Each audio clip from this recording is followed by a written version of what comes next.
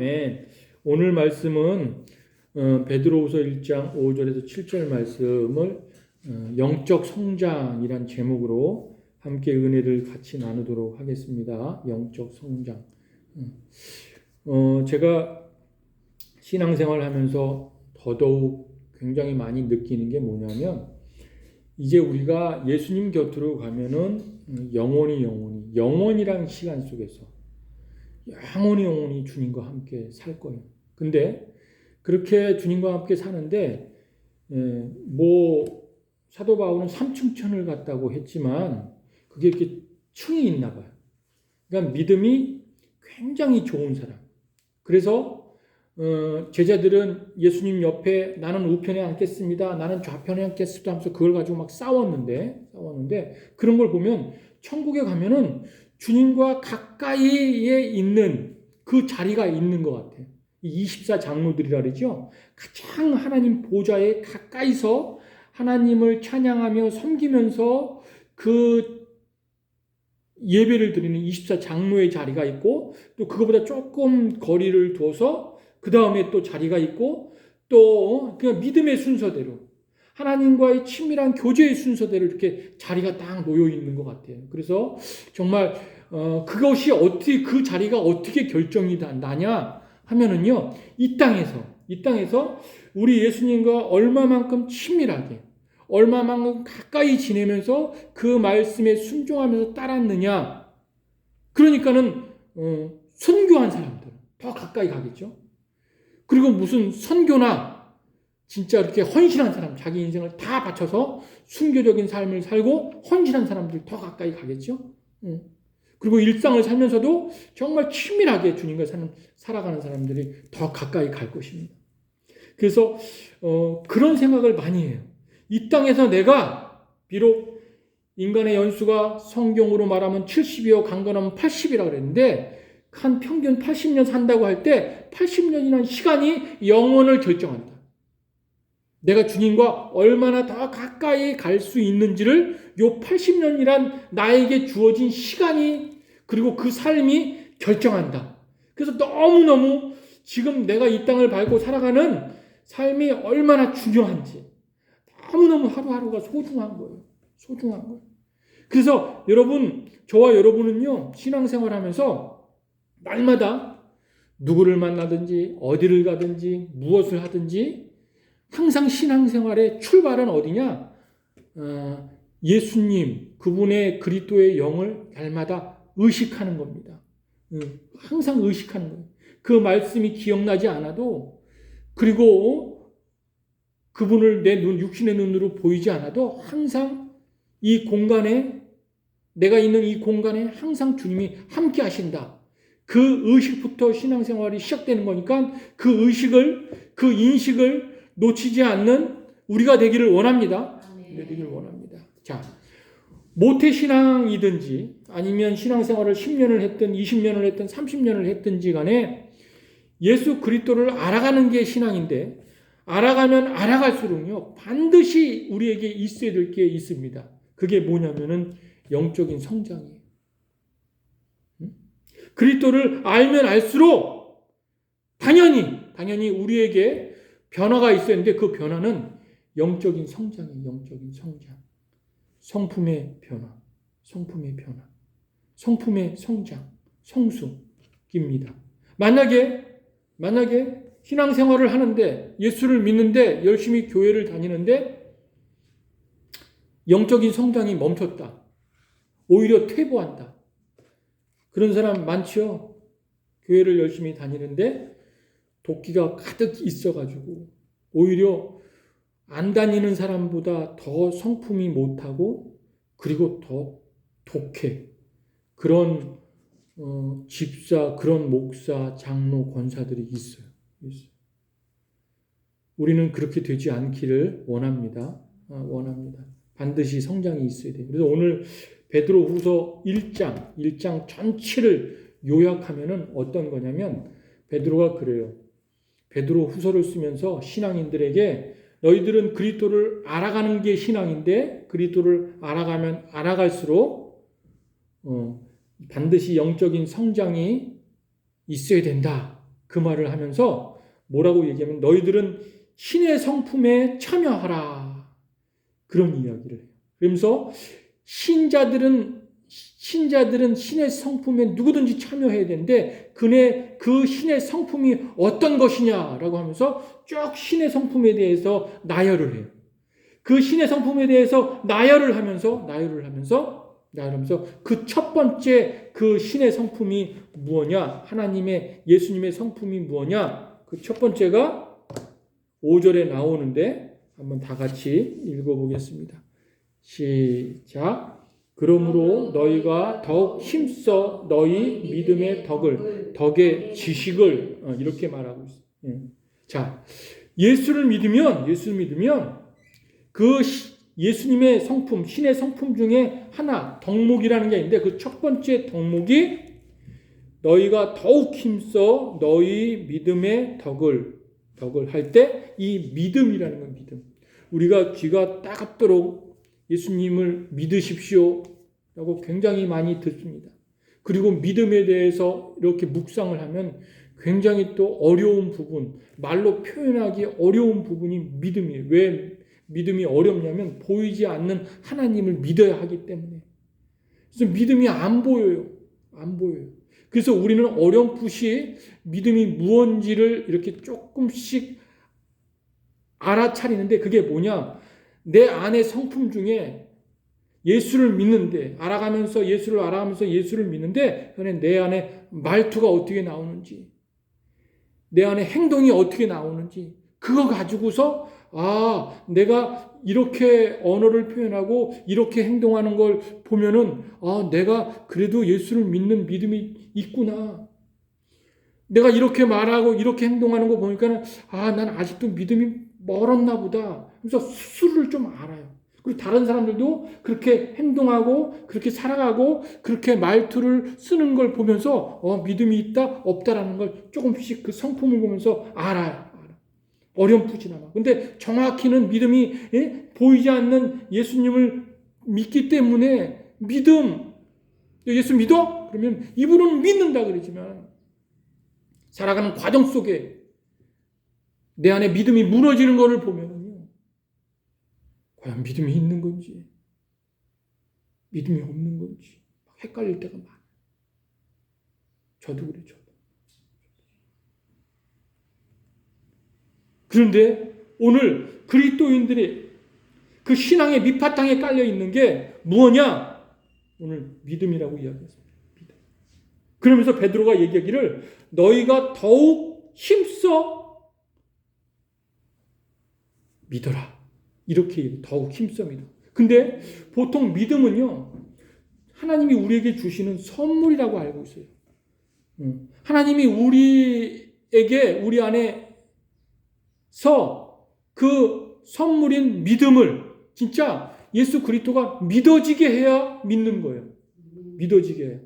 첫째는 하나님의 은혜가 충만히 받아서 정말 보이지 않지만 그분의 음성을 들을 수 없지만 그분이 잡히지 않지만 믿어지게 하는 거예요. 그럼 우리는 가만히 있느냐? 아니요. 베드로 사도는 뭐라고 얘기하냐? 더욱 힘쓰래요.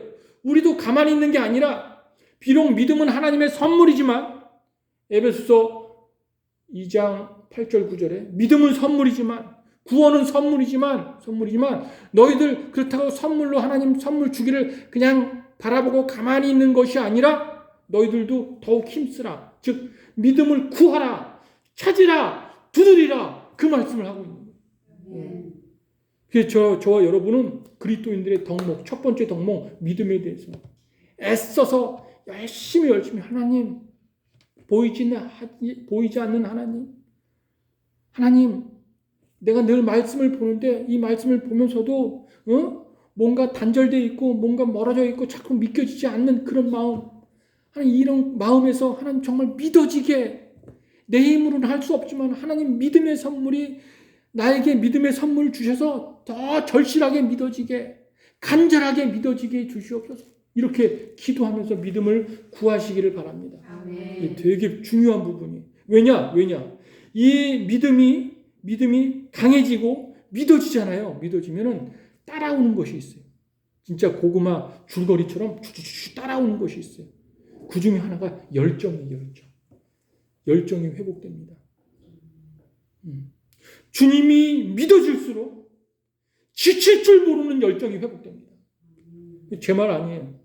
히브리서 11장 1절에 믿음은 바라는 것들의 실상이요 보이지 않는 것들의 증거니라 할 때 바라는 것들의 실상, 그러니까 간절히 주님을 바라고 간절히 주님을 동경하고 그리워할 때, 간절할 때, 그 간절함이, 그 사모함이 뜨겁고 뜨거워질 때, 이게요, 믿는 과정 속에 열정이 회복되는 거예요, 열정이.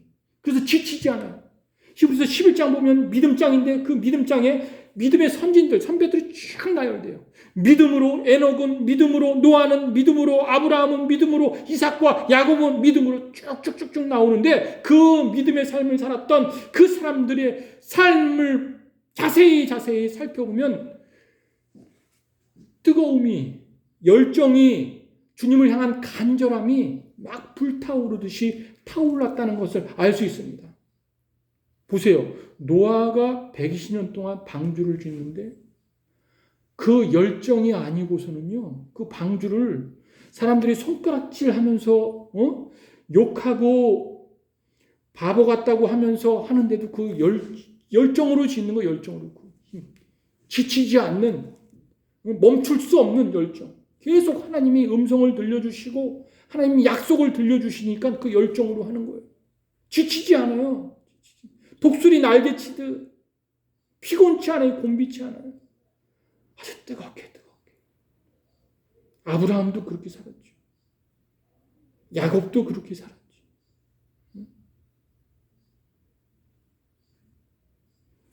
우리는요, 주님을 알아가면 알아갈수록 신앙의 밑바탕인, 봄바탕인 그 믿음이 생기는데 그 믿음이 생기고 생길 때마다 강하고 강해질 때마다 더불어 열정이 더 뜨거워질 수 있도록 주님의 이름으로 축원드립니다. 열정이 살아나야 돼요. 열정. 또 하나 따라오는 게 뭔지 알아요? 따라오는 게 사명입니다. 사명. 로마서 1장 5절에 보면요. 그로 말미암아 우리에게 은총과 직분에 따라서 직분을 받아 그의 이름을 위하여 모든 이방인 중에서 믿어 순종하게 하나니. 사도 바울이 로마를 향해 로마를 품으면서 로마인들에게, 그리스도인들에게 이야기하는데 내가 직분을 받았다. 내가 다메섹에서 예수를 만나고 그리고 아라비아에 가서 이 예수에 대해서 깊이 상고하고 묵상하면서 다시 구약의 성경을 쭉 훑어내면서 묵상하다 보니까 나의 사명은 뭐냐? 복음을 전하고 교회를 세우고 그리고 예수가 그리스도시고 예수가 하나님의 아들이고 예수가 구원자고 예수가 바로 우리들의 주인이요 왕이라는 걸 전하는 것이다. 그 사명을 깨달았어요. 처음엔 유대인들에게 전하려고 그랬는데 유대인들이 사도 바울을 배척해요. 배신자로 알아요. 그래서 이들이 아니구나. 스스로 이방인의 사도가 되어서 직분을 발견한 거예요. 직분. 그 열정이 뜨거우니까 막 열정이 타오르니까 견딜 수가 없어요. 가만히 있을 수가 없는 거예요. 그래가지고 뛰쳐나가서 유대인들에게 그 목숨을 무릅쓰고 사명.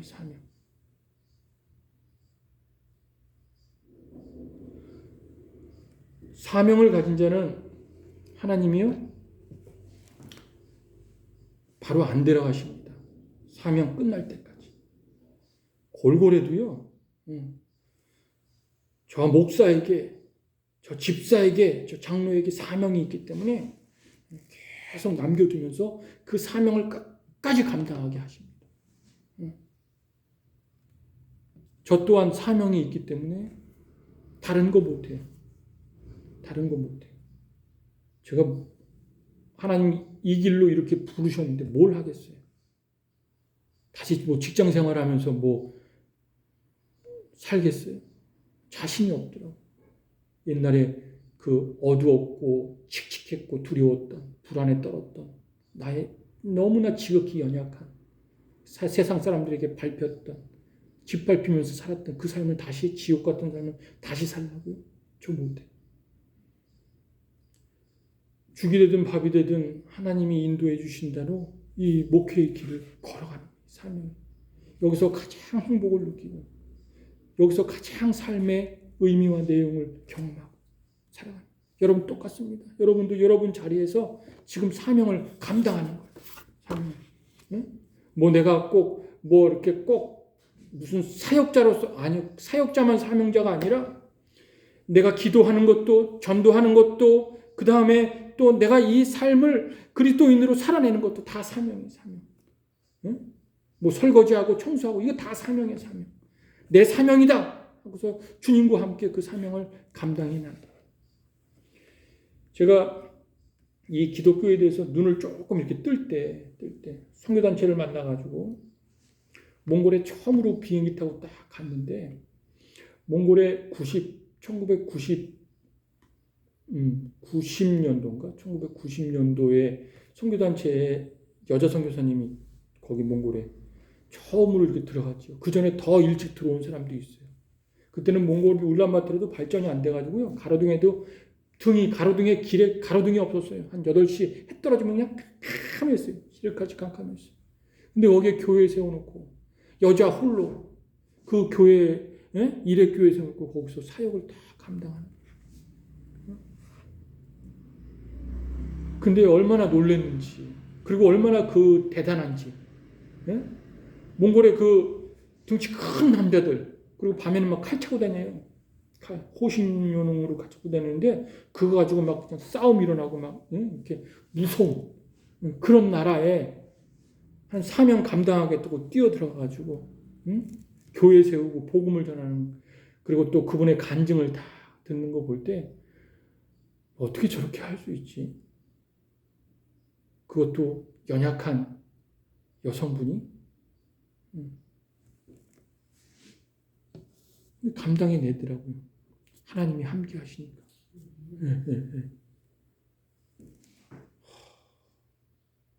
그러면서 굉장히 은혜를 받은 적이 있습니다. 뭐 그분만 사명자가 아니라 우리도 일상의 삶에서 사소한 작은 일이라고 하지만 하나님 보시기엔 작은 일이 없습니다.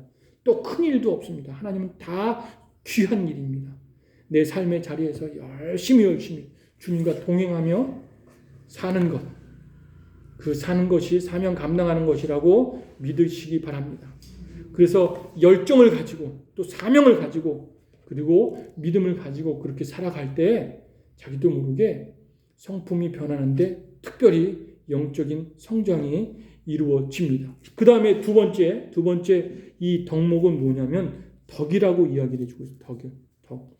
5절 다시 보면은요. 너희 믿음의 덕을 이 덕이란 말은 무슨 말이냐면은 이 덕을 가지기 위해서는 항상 신앙의 본 바탕인 믿음이 있어야 된다는 거예요. 믿음 없이 덕이 들어갈 수는 없어요.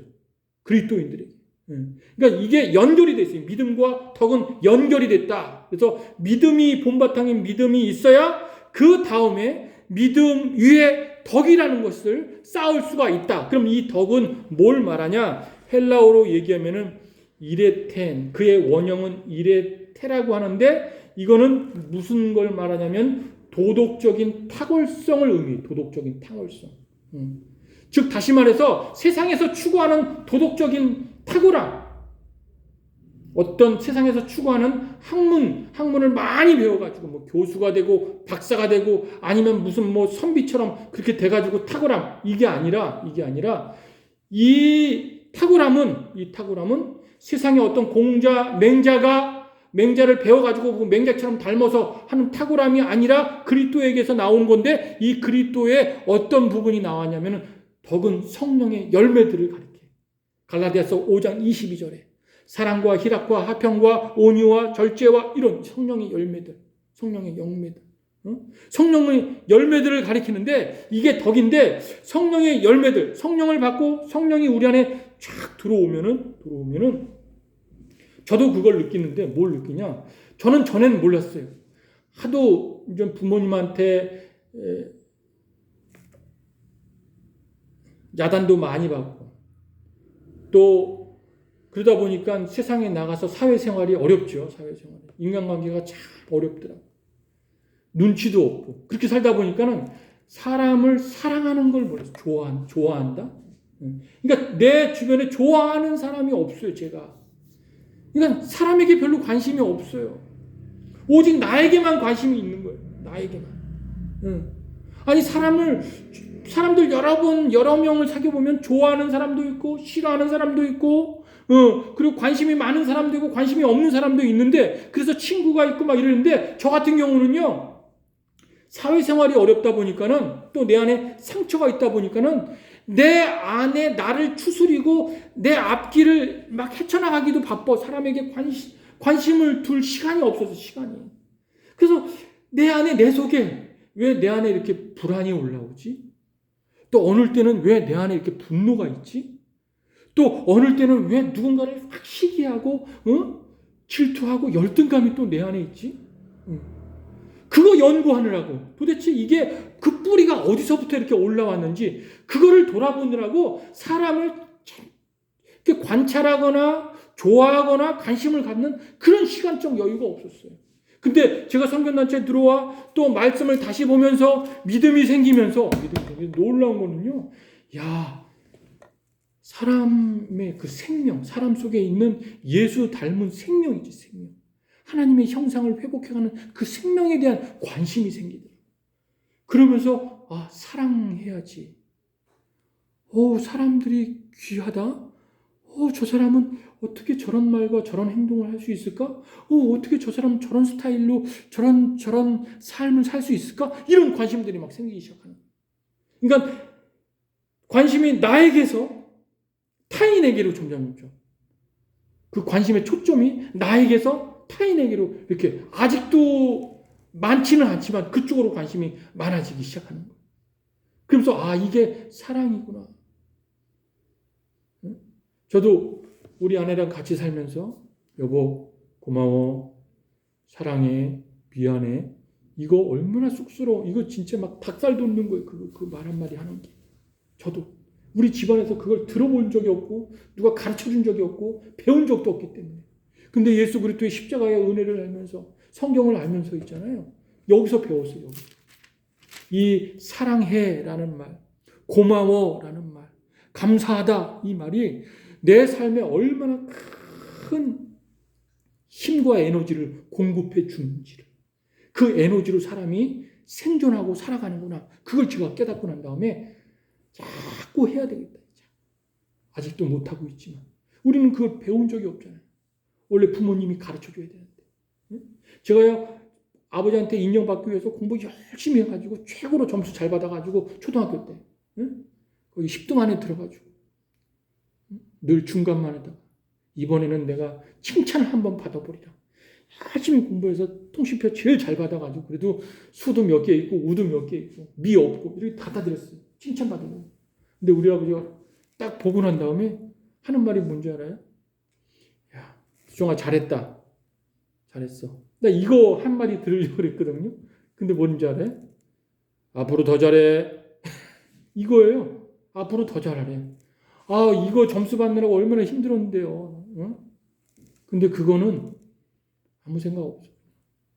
앞으로 더 잘해. 근데 그냥 너무 힘들더라. 우리는 다 인정받고 싶어요.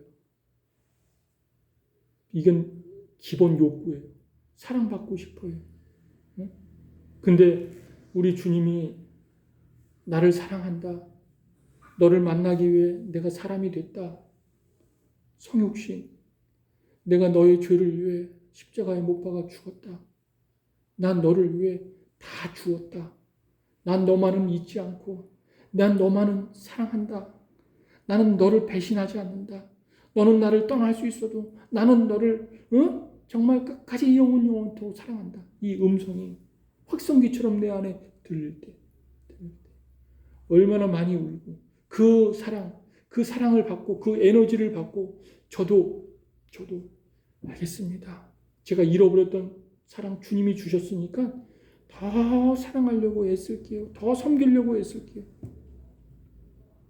그렇게 고백한 적이 있고 그때부터 사랑의 눈이 사람들의 관심의 눈이 뜨여지기 시작했습니다.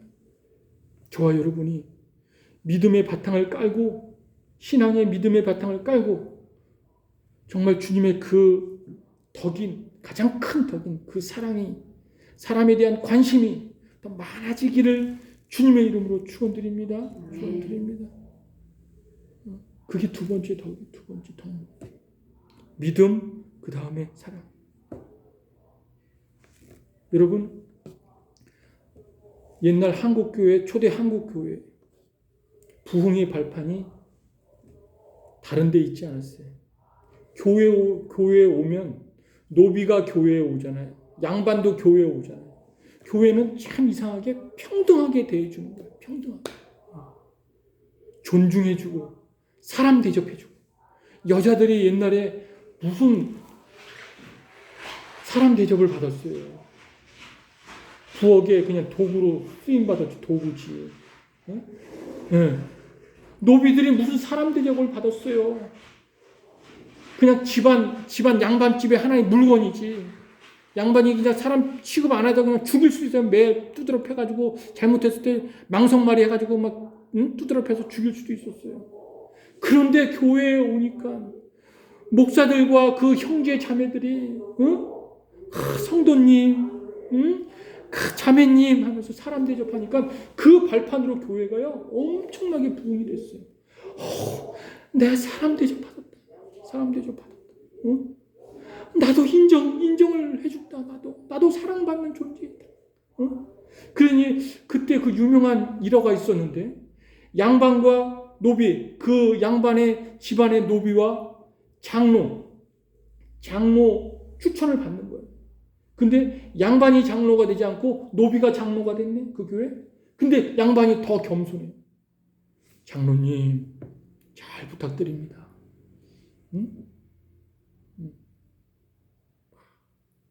교회는요, 이 기독교의 혁신적인 건 뭐냐? 사회적 신분을 뛰어넘어가지고 서로 비교하고 경쟁하고 이게 아니라 잘했으면 박수 쳐주고, 그리고 존중해주고 서로 사랑해주고 그러면서 교회의 부흥의 발판이 일어났습니다.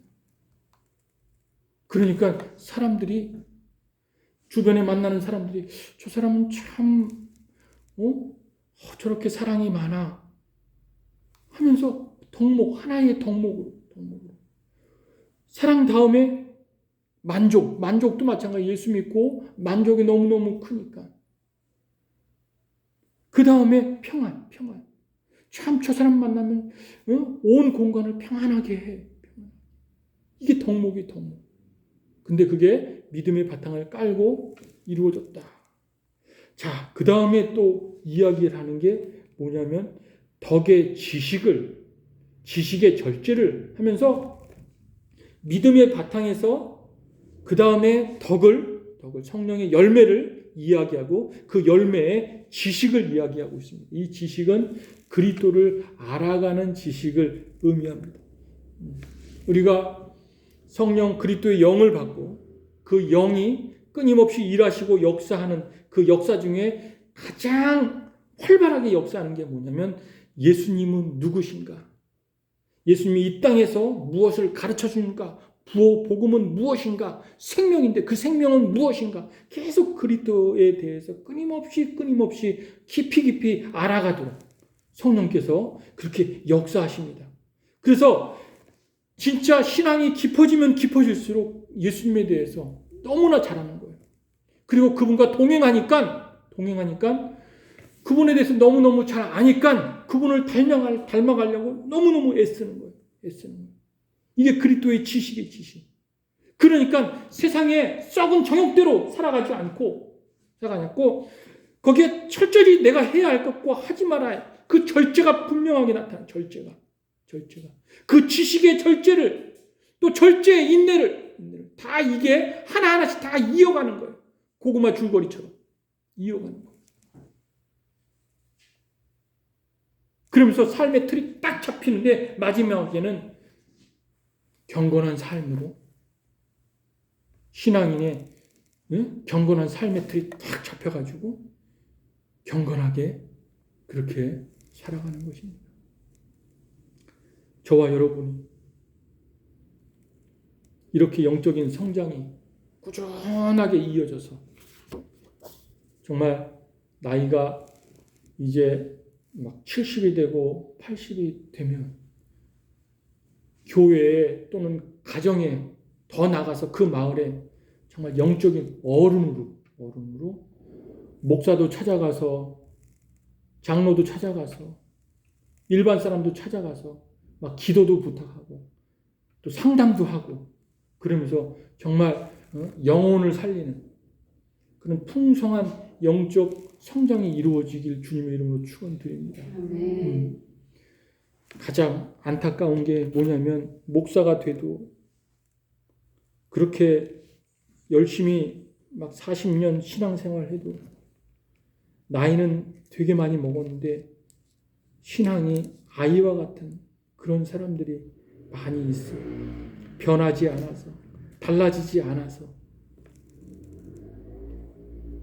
하지만 우리는 그렇게 되지 않고 정말 예수님의 그 넓고 깊으신 그리고 따뜻한 그런 마음을 품고 누가 오든지 간에 그 영혼을 크게 그 짓밟히고 상처받은 영혼을 크게 위로하는 그래서 하나님의 그 나라를 우리를 통해 보여주는 그런 저와 여러분 되길 주님의 이름으로 축원드립니다. 기도하시겠습니다.